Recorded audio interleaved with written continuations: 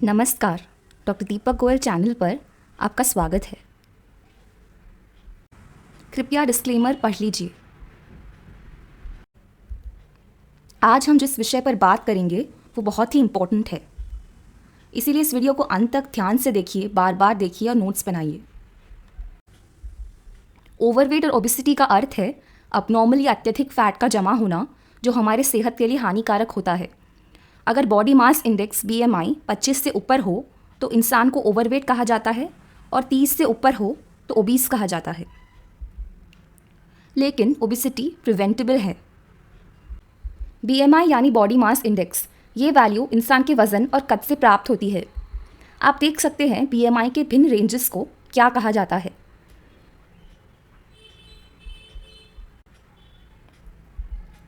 Obesity से main समस्या मोटा दिखने की नहीं, बल्कि ओबेसिटी एक मेडिकल प्रॉब्लम है जो दूसरे बीमारियों की रिस्क को बढ़ाता है, जैसे heart disease, diabetes, high blood pressure, कुछ कैंसर इत्यादि।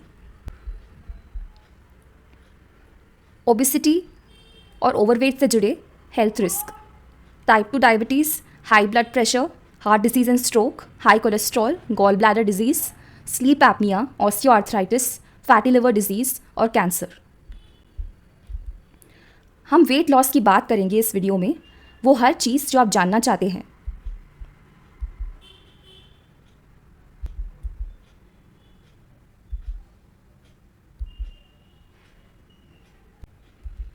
अगर कैलोरीज़ का सेवन कैलोरीज़ के एक्सपेंडिचर या खर्च से ज़्यादा है तो वज़न बढ़ता है। इसके बिल्कुल विपरीत, अगर कैलोरीज़ का खर्च कैलोरीज़ के सेवन से ज़्यादा है तब वज़न घटता है। नेशनल इंस्टीट्यूट्स ऑफ हेल्थ के अनुसार एक्सरसाइज वेट लॉस में 30 से 60% तक सहायक होती है। कैलोरी रेस्ट्रिक्शन 70 से 40% तक सहायक होता है। एग्जैक्ट परसेंटेज इंडिविजुअल पर निर्भर करता है। 3 चीज़ें जो वज़न को प्रभावित करती है: पहला, खाना; दूसरा, फिजिकल एक्टिविटी या शारीरिक गतिविधि; तीसरा, जेनेटिक्स। पहले फैक्टर की बात करते हैं, खाना। वज़न का डायरेक्ट संबंध खाने से है। खाने की मात्रा, खाने का प्रकार और खाने का समय, ये 3 चीज़ें भी बहुत ज़रूरी है। 3 मैक्रोन्यूट्रिएंट्स, कार्ब्स, प्रोटीन्स और फैट्स जिनकी हमें आवश्यकता होती है। कार्बोहाइड्रेट्स एनर्जी देते हैं, प्रोटीन्स बॉडी बिल्ड करने के लिए जिम्मेदार होते हैं और फैट्स एनर्जी स्टोर करते हैं। अच्छे कार्बोहाइड्रेट्स इस प्रकार हैं: non starchy vegetables, starchy vegetables, फल और हरी सब्जियां। बुरे कार्बोहाइड्रेट्स इस प्रकार है: soda, white pasta, white rice, sugary serial. Carbohydrates 2 तरह के होते हैं, simple and complex. Simple sugars को अवॉइड करना चाहिए और कॉम्प्लेक्स शुगर्स को कम मात्रा में खाना चाहिए। प्रोटीन्स 3 प्रकार के होते हैं: एनिमल बेस्ड, प्लांट बेस्ड और dairy based. Animal based proteins complete proteins होते हैं, यानी उनमें सारे एसेंशियल अमाइनो एसिड्स होते हैं जिनकी हमें आवश्यकता है। एसेंशियल अमाइनो एसिड्स जो हमारी बॉडी बनाती नहीं है। प्रोटीन के अच्छे सोर्स हैं लीन मीट्स, फिश और eggs. Plant based proteins plant से प्राप्त होते हैं। एग्जाम्पल, लेग्यूम्स, कीनवा, चिया सीड्स और हेम्प सीड्स। सोय प्रोटीन सोय बीन्स से प्राप्त होता है और ये कंप्लीट प्रोटीन है। ये एनिमल बेस्ड प्रोटीन्स के लिए कॉमन विकल्प है और ये टोफू, टेम्पेस, सोय मिल्क, सोय प्रोटीन पाउडर्स में होता है। डेयरी बेस्ड प्रोटीन्स 2 तरह के होते हैं, केसीन और वे। वे प्रोटीन दूध से मिलता है और पॉपुलर प्रोटीन सप्लीमेंट है। इनमें बहुत सारे ब्रांच चेन अमाइनो एसिड्स हैं, स्पेशली लूसीन जो मसल प्रोटीन सिंथेसिस में सहायक होता है। वे प्रोटीन पोस्ट वर्कआउट रिकवरी के लिए लिया जाता है क्योंकि ये बहुत जल्दी अब्सॉर्ब होता है और जल्दी अमाइनो एसिड्स मसल्स तक पहुंचाता है। केसीन प्रोटीन वे प्रोटीन के मुकाबले धीरे डाइजेस्ट और अब्सॉर्ब होता है। ये एक कंप्लीट प्रोटीन है। इनमें सारे एसेंशियल अमाइनो एसिड्स होते हैं। इनमें खासकर ग्लूटामीन अधिक मात्रा में होता है जो इम्यून फंक्शन और गट हेल्थ के लिए ज़रूरी है। केसीन प्रोटीन सोने से पहले या प्रोलॉन्ग्ड फास्टिंग के दौरान लिया जाता है। केसीन प्रोटीन के अमाइनो एसिड्स धीरे रिलीज होते हैं जो फास्टिंग के दौरान मसल प्रोटीन सिंथेसिस में सहायक होते हैं और मसल रिकवरी और ग्रोथ को बढ़ावा देते हैं। प्रोटीन्स लेने से हमें भूख मिटने का एहसास होता है, जिससे ओवर ईटिंग और स्नैकिंग का चांस कम होता है। प्रोटीन्स से मेटाबॉलिक रेट बढ़ती है, मसल प्रिजर्वेशन होता है और एनर्जी का खर्च बढ़ता है। इन सब कारणों से प्रोटीन्स वेट लॉस के लिए बहुत सहायक होते हैं। फैट्स भी वेट लॉस प्लान का अहम हिस्सा है।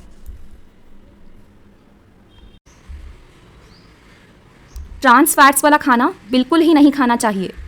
सैचुरेटेड फैट्स को अवॉइड करना चाहिए। अनसैचुरेटेड फैट्स सबसे अच्छे होते हैं। अनसैचुरेटेड फैट्स में mono unsaturated fats poly unsaturated fats के मुकाबले अच्छे होते हैं।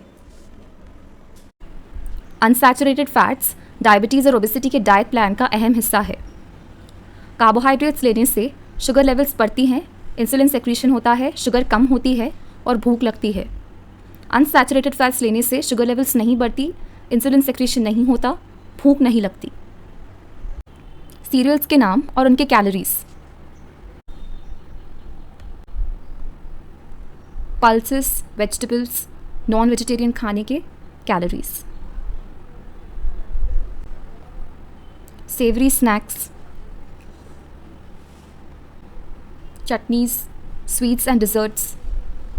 स्टडीज़ ये बताती है कि रात में देर से खाने से वज़न बढ़ सकता है, इसीलिए सोने के कम से कम 3 घंटे पहले डिनर कर लीजिए। रात में कम खाइए, सुबह भरपेट अच्छे से खाइए और लंच में दोनों के बीच का। वेट लॉस के दुश्मन: मैदा, शक्कर, डीप फ्राइड फूड्स जैसे पकोड़े और समोसे, क्रीमी सॉसेस जैसे पनीर मखनी, मलाई कोफ्ता, प्रोसेस्ड फूड्स जैसे चिप्स, बिस्किट्स इत्यादि। नेगेटिव कैलोरी फूड्स, क्या वाकई में ये होते हैं? नेगेटिव कैलोरी फूड्स यानी वो फूड्स जो जितनी एनर्जी देते हैं उससे ज़्यादा एनर्जी डाइजेस्ट करने के लिए ले लेते हैं।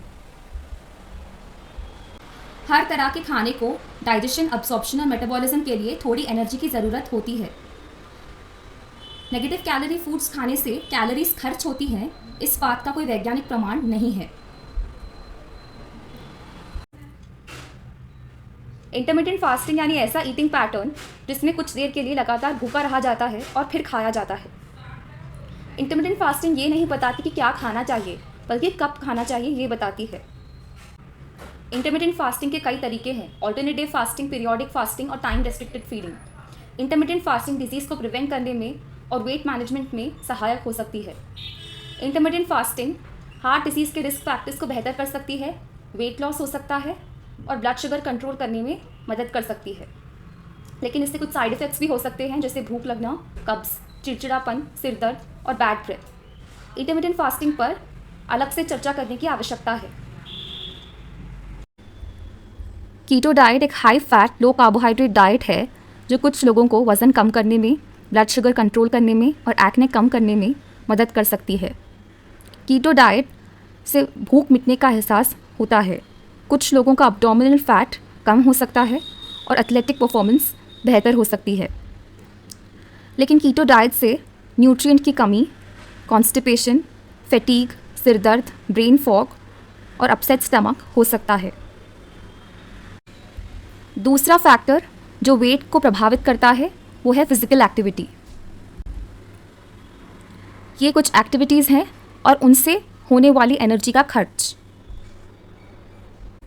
फिजिकल एक्टिविटी के 3 मुख्य प्रकार हैं: एरोबिक या कार्डियो, रेजिस्टेंस एक्सरसाइज या strength training, high intensity interval training hit. Aerobic exercise एक फिजिकल एक्टिविटी है जो हार्ट रेट और खून के प्रवाह को बढ़ाती है, जैसे रनिंग, स्विमिंग, बाइकिंग, डांसिंग और जंपिंग रोप। रेजिस्टेंस एक्सरसाइज के एग्जाम्पल्स हैं वेट्स लिफ्ट करना, रेजिस्टेंस बैंड्स का उपयोग, पुशअप्स और squats. Resistance exercise muscle mass को बढ़ाती है, इंसुलिन सेंसिटिविटी को बेहतर करती है, इन्फ्लेमेशन को कम करती है। इस तरह वो इंसुलिन रेजिस्टेंस को कम करती है। High intensity interval training hit एक ऐसी एक्सरसाइज है जिसके कैलोरी बर्निंग और मेटाबॉलिक बेनिफिट्स होते हैं। हिट में 20 से 60 सेकंड की तेज़ गति की एक्सरसाइज की जाती है, फिर उसके बाद 10 से 30 सेकंड का ब्रेक लिया जाता है।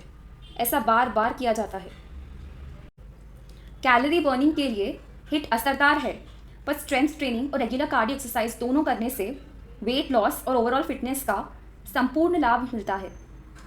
सोलियस पुशअप एक ऐसी एक्सरसाइज है जो सोलियस मसल को सक्रिय करती है। सोलियस मसल पिंगलियों के पीछे के हिस्से में होती है। इस एक्सरसाइज में बैठकर घुटनों को मोड़कर एड़ी को ऊपर नीचे करना होता है। इसे बार बार करना होता है। इससे लाभ है कि मेटाबॉलिज्म बढ़ता है, ब्लड शुगर लेवल्स कम होते हैं और फैट मेटाबॉलिज्म बेहतर होता है। ये एक सिंपल एक्सरसाइज है, पर इससे बहुत लाभ हैं। तीसरा फैक्टर जो वेट को प्रभावित करता है वो है जेनेटिक्स।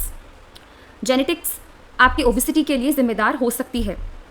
कैलोरीज धीरे खर्च होना, ज़्यादा खाना या इंसुलिन रेजिस्टेंस होना, इन सब के लिए जेनेटिक्स जिम्मेदार हो सकते हैं। जेनेटिक्स एक ऐसा फैक्टर है जो हमारे हाथ में उतना नहीं होता। जेनेटिक वेरिएशंस मेटाबॉलिज्म, भूख, फैट डिस्ट्रीब्यूशन इत्यादि को प्रभावित करते हैं। जेनेटिक वेरिएशंस के कारण कुछ लोगों में दूसरे लोगों के मुकाबले वज़न बढ़ाने या घटाने की प्रवृत्ति होती है, लेकिन सब कुछ तय जेनेटिक से नहीं होता।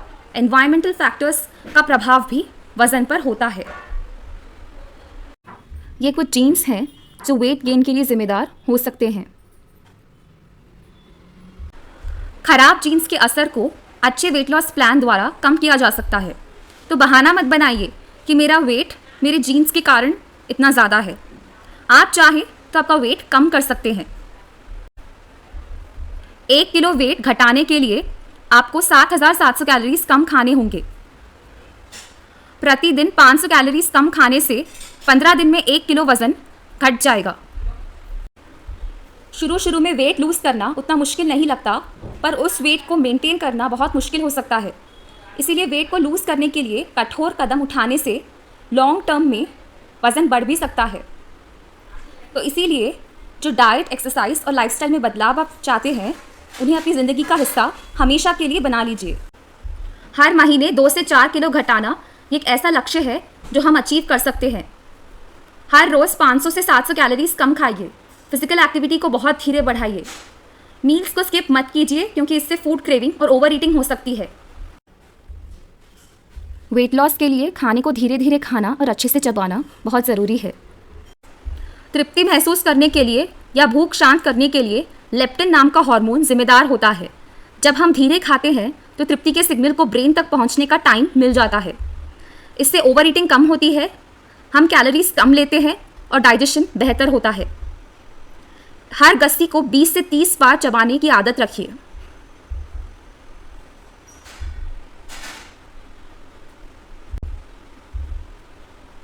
वेट लॉस के लिए कुछ प्रिस्क्रिप्शन ड्रग। ओबीस या ओवरवेट एडल्ट्स के लिए यूएस एफडीए ने 6 दवाइयाँ लॉन्ग टर्म यूज़ के लिए अप्रूव की हैं। इन दवाइयों का फ़ायदा तभी होता है जब कम कैलोरी वाली डाइट ली जाए और फिजिकल एक्टिविटी को बढ़ाया जाए। इन दवाइयों से बहुत सारे साइड इफ़ेक्ट्स हो सकते हैं।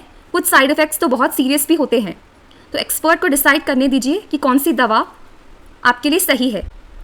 बेरियाट्रिक सर्जरी, जिसे वेट लॉस सर्जरी भी कहा जाता है, ये एक मेडिकल प्रोसीजर है जो बहुत ज़्यादा ओबीस लोगों के वज़न को अच्छा खासा घटाता है और कंसिस्टेंट रूप से घटाता है। जिनका BMI 40 या ज़्यादा है उनके लिए बेरियाट्रिक सर्जरी सजेस्ट की जाती है। जिनका BMI 35 या ज़्यादा है और उन्हें साथ में ओबेसिटी से जुड़े हुए कोमॉर्बिडिटीज़ हैं, उनके लिए भी बेरियाट्रिक सर्जरी सजेस्ट की जाती है। लेकिन इसमें रिस्क होती है और इसके सिग्निफिकेंट बेनिफिट्स भी होते हैं, इसीलिए एक्सपर्ट की राय लेना बहुत ज़रूरी है। लाइपोसक्शन एक ऐसा कॉस्मेटिक सर्जरी प्रोसीजर है जो बेरियाट्रिक सर्जरी का फॉर्म नहीं है। लाइपोसक्शन से शरीर के एक्सेस फैट डिपॉजिट्स को निकाला जाता है, लेकिन इसके हेल्थ बेनिफिट्स नहीं है। डॉक्टर दीपक गोयल चैनल को प्लीज़ सब्सक्राइब कीजिए और इस वीडियो को लाइक और शेयर कीजिए।